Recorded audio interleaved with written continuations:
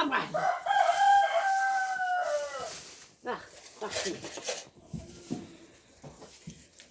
جمعي جعدني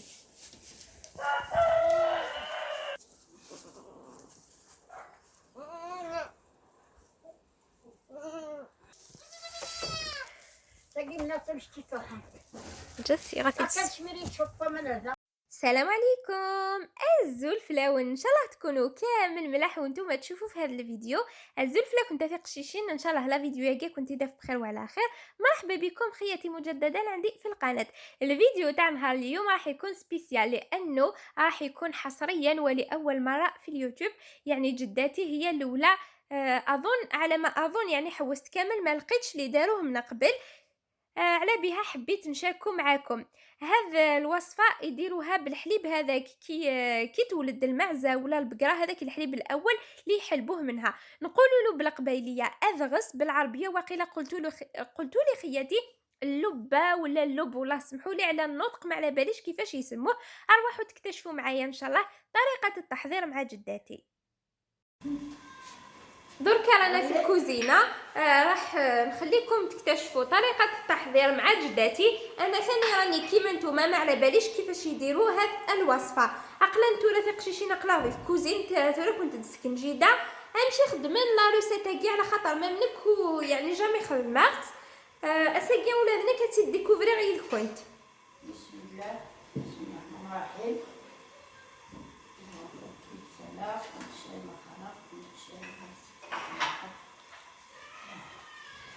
هذا ترى مسخف إذا كنت قريت داك العلي مسخف إذا كنت إن شاء الله ربنا مربوح راه ضيفنا بخير وعلى خير في المؤمنين وقد السبعة إن شاء الله. المصيد يعني كون سبعة ربيع في تحت السد في لنا أو كون جمال ديال العيد المؤمنين راه هذا شوط حليف كتزيا وين نتغطون ماذيلين ونتد.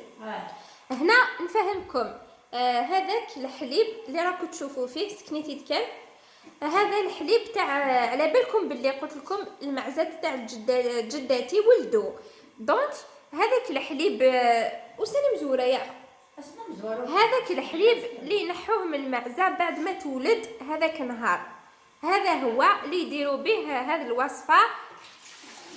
قلت لكم اسمها اللب ولا اللبه والله ما على بالي، هكذا كتبتوها لي في التعليقات.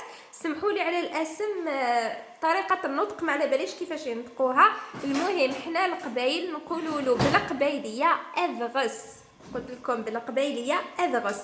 اما بالعربيه خياتي سمحوا لي، كتبت لكم قلت لكم واسمو قلتوا لي اللبه ولا اللب. المهم تفهموا على واش راني نهضر. قلت لكم هذاك اللي يطيبوه بالبيض. شوفوا واش دارت حكمة هذاك الحليب ودارتو داخل هذاك البيدون. والزمان دارت خدمت سويفك نورمال.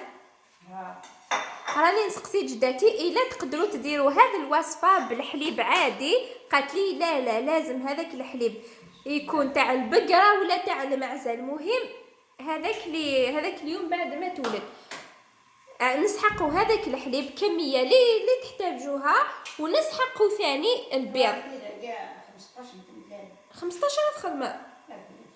هنايا شوفوا جداتي راح تستعمل 15 حبه تاع البيض، استعملوا كميه اللي حبيتوها، وثاني البيض على حسب الكميه تاع الحليب. ارجو يتسمى اي فكيهين أصلا في ملالينك ما تخدمش شويه طاح تخدم شويه ملالين غلا. الا درتو شويه تاع الحليب ديروا شويه تاع البيض على حسب الكميه. سمحوا لي ما نقدرش نقيس لكم. هكذا مدينة في طمع متاجر شكسان دعي وقفل شباب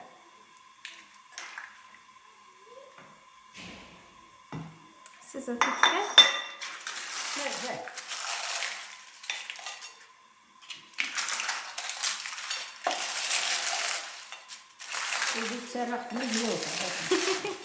حتى القشور تاع البيض جداتي ما يسلكوا منها. حتى القشور تاع البيض شوفوا كيفاش دير لهم وتمدهم الدجاجات تاعها ياكلوهم.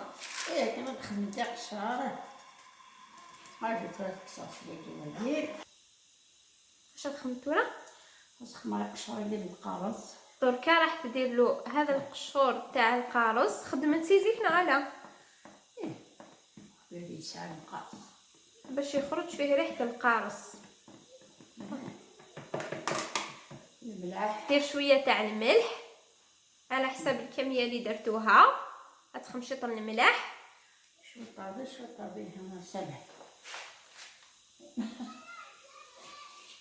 والله دا على قصور لي في الورق.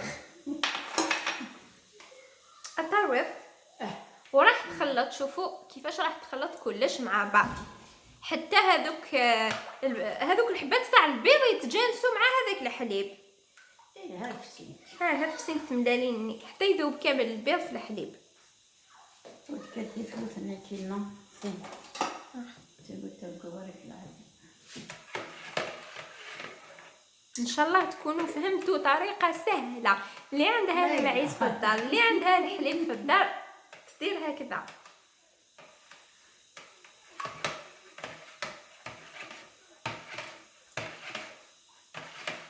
شو كردين كسين مازال انا كنت هذا ترى كنت نخدم شغل خضراس هكا باش شحال هادي نتراجعو كان صورة نشطبها بلي. شحال وحنا نستناو باش نديرو لكم هذه الوصفات. دائما نقول لجداتي وكتاش نديروها. كنا نستناو في المعزات باش يولدوا. هنايا عندنا الماء خلاتو حتى يغلي. اشحال كمان انا نسيت الكميه اللي حبيتوها، ماشي مش شرط ديروا كميه مرتبطه، لانه هذاك الخليط راح يطيب في هذا الماء. كي غلى هذاك الماء درت له شويه تاع الملح، يعني الملح نص درتو في البيض ونص الاخر درتو هنايا. درك تشوفوا كيفاش راح تكمل. ثوالا نتا قشيشين ملك من ومان النيا تخمس نشطن الملاح. ثولا توالي نتا كي راح تكمل. دركا تبعوا مليح راح تفرغ هذاك الخليط اللي درتو في هذاك الماء اللي يكون يغلي. ثوالا نتا قشيشين تسمى راه النية رغان تسمى يفكني كخلطن بلوتو داخل ومان النيا. شوفوا كيفاش راح تحركوا وتخليه حتى يطيب هكايا. على ما يركم باس اسنديه هنا في جميع قو شغلو فرما جاي استغمر صافي. دركا واش راح تدير؟ قالت لي جداتي راح تغطي له الغطا تاعو وتخليه حتى يطيب ويتجمد، راح يولي كيما الفرماج. حنا نغطوه كي مرة على مرة تطلعوا عليه تشوفوا الى طاب ولا مازال ياخذ.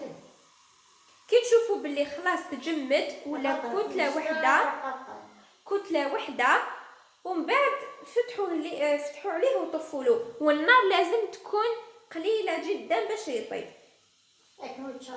وباش ما يتحرقش. حنا راح نخلوه كي يطيب ان شاء الله نعاود نولي لكم باش تشوفوا النتيجه. ثم في قشيشين نغمي في نجمي كبو ان شاء الله بتي فو ادلو غالك نتواليت امبيره ديفا ان شاء الله يا ربي ان شاء الله. فهمتوا راه في قشيشين ادغسني بوا. شوفوا خياتي دركا هذاك اللب ولا اللبه راه طايب. نقسموا لكم تشوفوا كيفاش خرج. وهذا يستعملوه كدواء، يعني بزاف من الناس يحوسوا عليه. نقول لكم اللي عندها معزات ولا بقرات تغتنم الفرصه وتطيبوا، لانه عنده واحد المنافع سبحان الله. يعني لو كان تقراو عليه تلقاوهم في قشيشين واقيس خدام من الدواء نادي متى تزرمت، يعني غير واش مقلقك على خاطر يلهم مليح العباد تنادي نورثو فينا لا تستخدم من الدواء.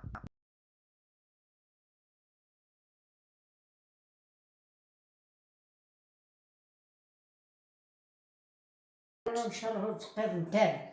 سمحوا لنا خياتي شهيتكم في الجنه ان شاء الله. يفرض هذا فلينا انا مزوني ساعه القاموس ساعه ومتر